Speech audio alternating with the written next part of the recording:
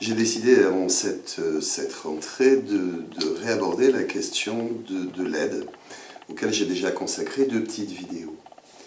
La façon d'aborder les choses aujourd'hui tourne autour de cette idée, aider sans influencer. Tu devrais aller consulter. Ça ne m'étonne pas, toi tu es toujours en train de te plaindre. Et c'est pas grave, ça va passer, je suis sûr que ça va s'arranger. Voilà des attitudes spontanées qui sont les nôtres et qui sont ceux des personnes qui sont autour de nous. Et la question de l'aide et de nos attitudes dans le domaine de l'aide se pose. Elias Porter, qui est un disciple de Carl Rogers, dans les années 50, aborde les 6 attitudes spontanées qui sont les nôtres lorsqu'on a affaire à quelqu'un qui a un problème. On peut, nous dit-il, être dans le jugement, dans l'évaluation. C'est important pour nous de donner une opinion sur le problème ou la difficulté rencontrée par l'autre. On peut être dans l'interprétation et chercher des causes cachées, des causes sous-jacentes, plus profondes au comportement de l'autre ou à la difficulté de l'autre. On peut être dans le questionnement, dans l'investigation, dans l'enquête, vouloir en savoir plus, poser des questions, peut-être pour faire réfléchir l'autre, en tout cas pour en savoir plus sur le sujet. On peut vouloir rassurer, soutenir, consoler. On peut vouloir, et c'est une attitude également très fréquente, conseiller, donner un avis, faire une suggestion, une proposition. Voilà 5 attitudes spontanées qui, si on écoute Porter ou si on écoute Carl Rogers, viennent faire entrave à l'aide, n'aident pas à avancer, n'aident pas à résoudre.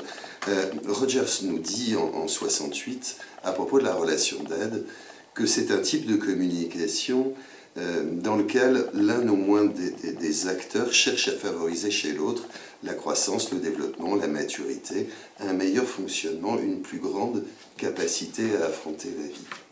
Ce que nous dit Rogers à travers cette affirmation, c'est que c'est à l'autre, évidemment, de trouver ses propres solutions.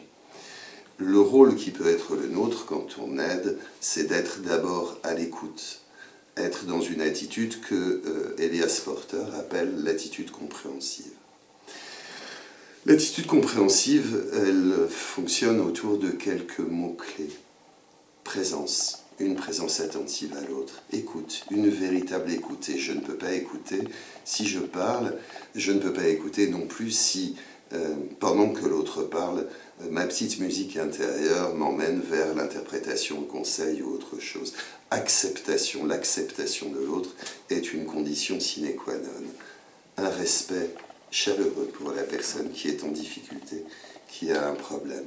L'empathie est un autre mot-clé, l'authenticité, la congruence en sont d'autres. L'outil est l'outil principal, d'après Porter, de l'attitude compréhensive, la seule qui ne met pas l'autre en situation de dépendance, la seule qui favorise ce climat d'acceptation et d'écoute, c'est l'attitude compréhensive au cœur de laquelle est la reformulation. J'ai abordé cette question de la reformulation sur une précédente vidéo sur l'écoute.